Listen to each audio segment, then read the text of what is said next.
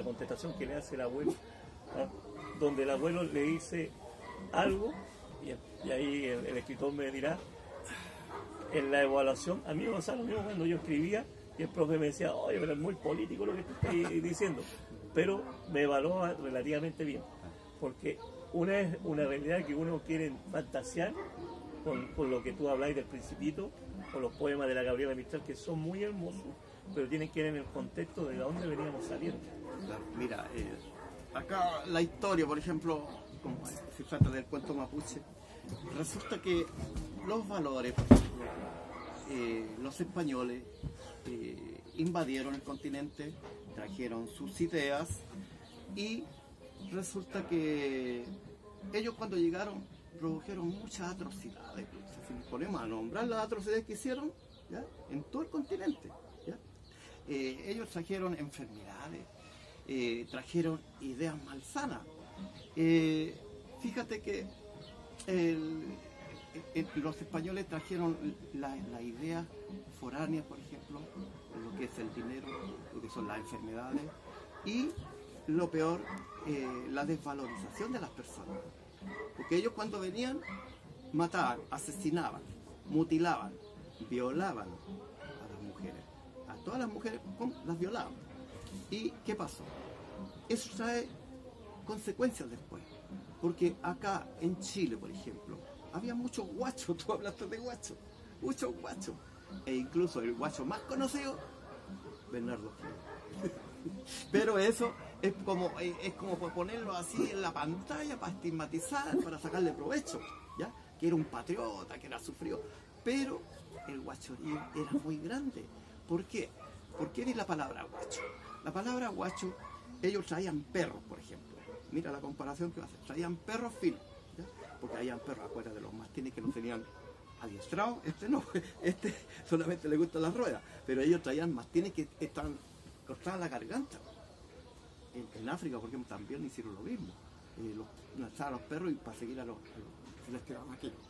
Bueno, ellos traían perros finos. Pero cuando se cruzaban con los perros, con los quiltros, ¿ya? Con los quiltros, de ahí viene la palabra guacho, porque después la aplican aquí, a las personas. El hispano, ¿ya?, con el mapuche. De ahí vienen los guachos.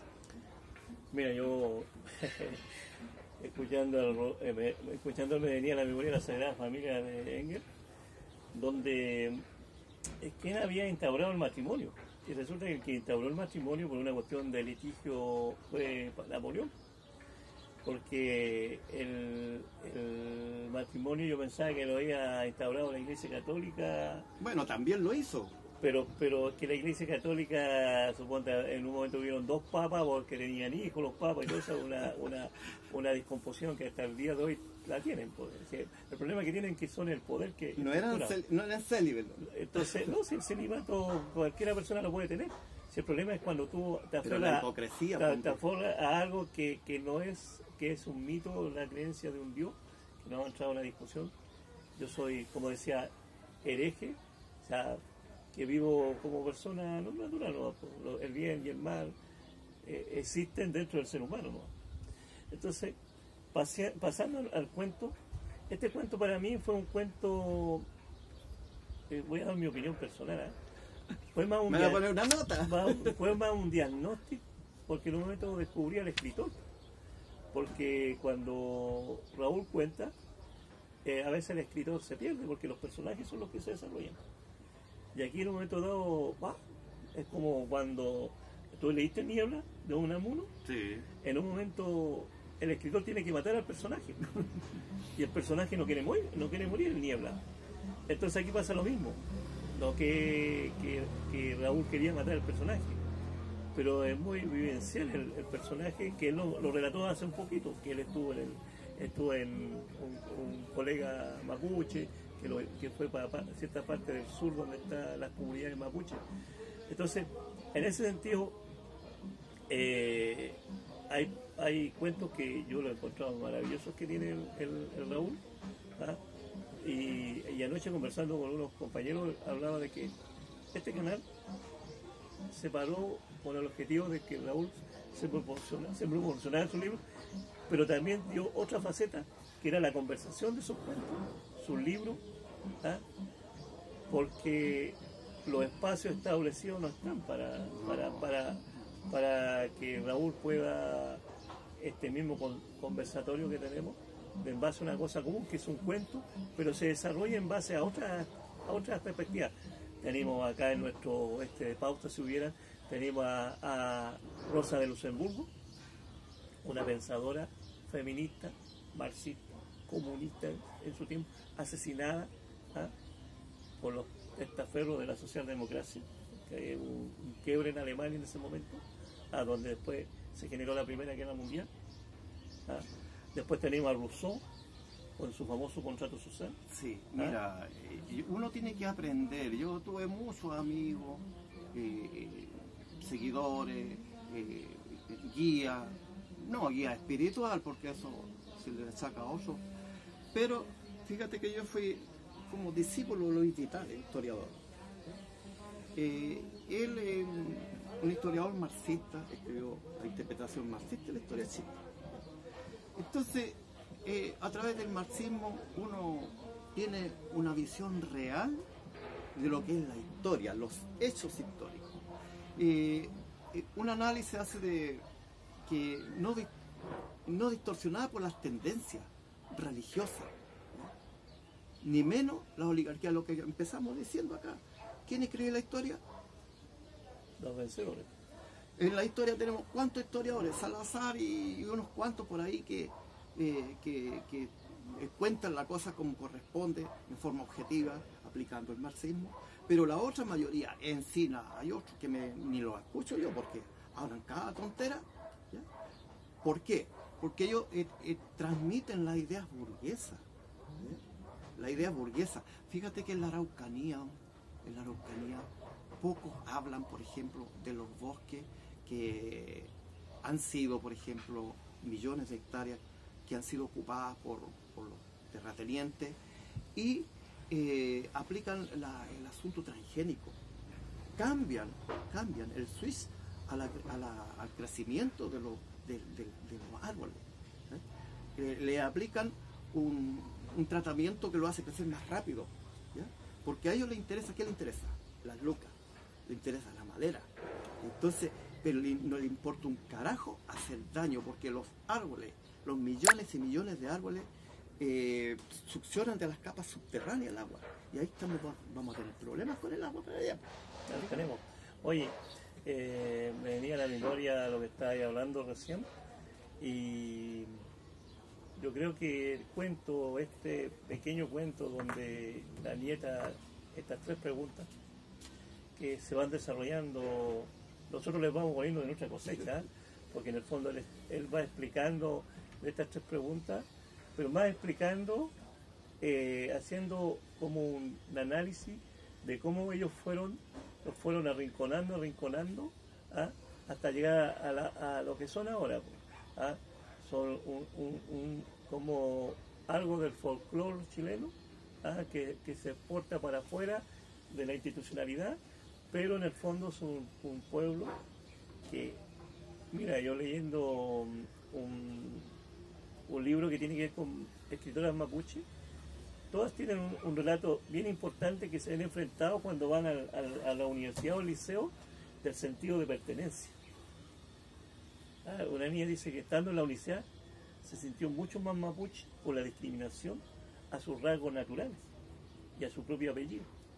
Entonces, llegar a esa condición para sentir el sentido de pertenencia, cuando el sentido de pertenencia nace desde que tú creces, ¿ah? Desde que sales. ¿Por qué? Porque tú lo planteaste recién, la religiosidad que trata de cambiar sus costumbres, ¿ah?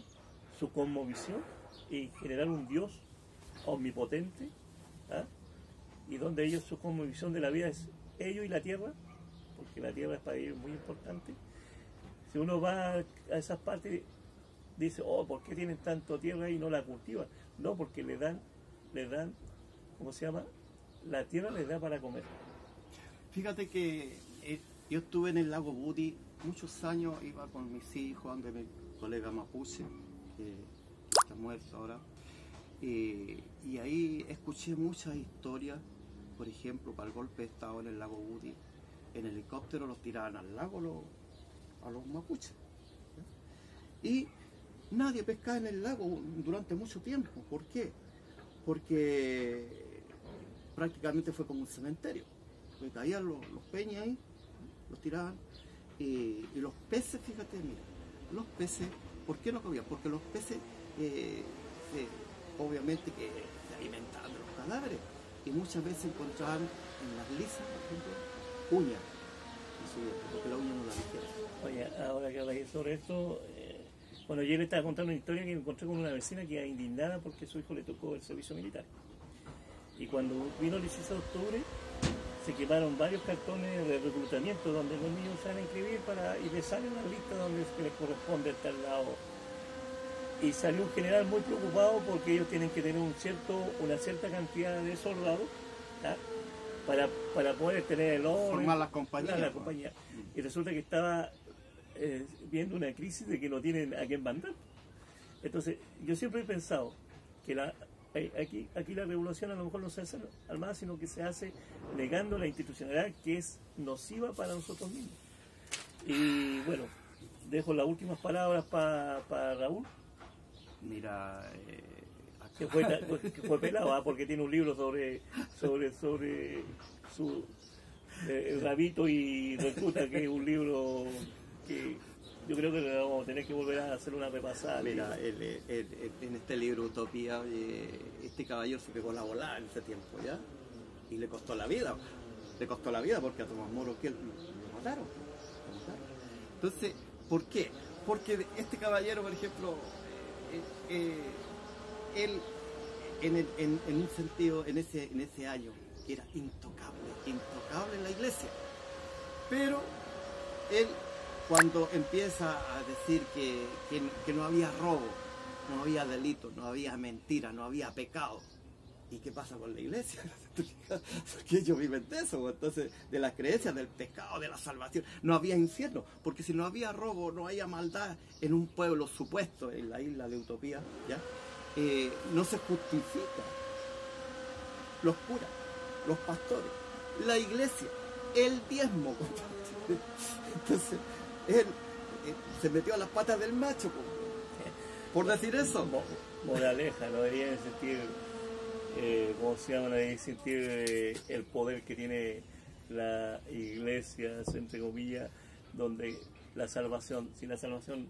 Mira, hay una cosa que me interesó a mí de la iglesia católica cuando habló de la teología de la liberación, que es el reino de Dios, se ve aquí o que es una tesis bien importante que el Juan 23, no sé, claro, que lo hizo en Puebla, hizo el último concilio, ¿tá?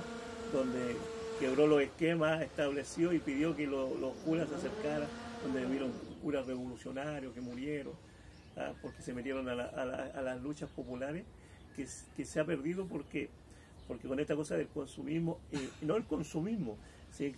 La sociedad ha avanzado tanto en los medios. Oiga, no me pegue. No, el perro está molestando. Me está pegando. Bueno, yo creo que llegamos hasta acá. Bueno, el último, llevamos casi media hora. Oye, el último mensaje, por lo expuesto acá frente a lo que hemos tocado nosotros, no crean en el Frente Social Cristiano. Ah, ya. Porque el domingo tenemos que ir a la urna. Mira, ahora que habla sobre eso, yo pienso que el fascismo nunca se va a dar aquí en Chile por dos razones. Porque el pensamiento fascista es su gran muerte y contracción que llevó muchas desgracias, fue lo que pasó en Alemania nazi. Entonces acá todos estos pseudos que proclaman desde una concepción de libertad, porque para ellos la libertad y su discurso, la libertad de elegir, yo elijo dónde estudia mi hijo, pero resulta que una persona que no tiene dinero, porque ellos viven en las 3 comunas más ricas, donde se maneja casi el 60% del Producto Bruto de nuestro país, que son 3 comunas, si serán 500.000 personas, son muchos. En cambio, los otros 6,5 millones que vivimos de los chilenos, que voy a usar una expresión popular, con cueva alcanzan a llegar a fin de mes, con su sueldo y van a tener plata para elegir en qué colegio. Si lo que hay que hacer, buenos formadores, profesores, donde haya libertad de educación, donde se meta el marxismo, el leninismo a los niños y se haga la revolución.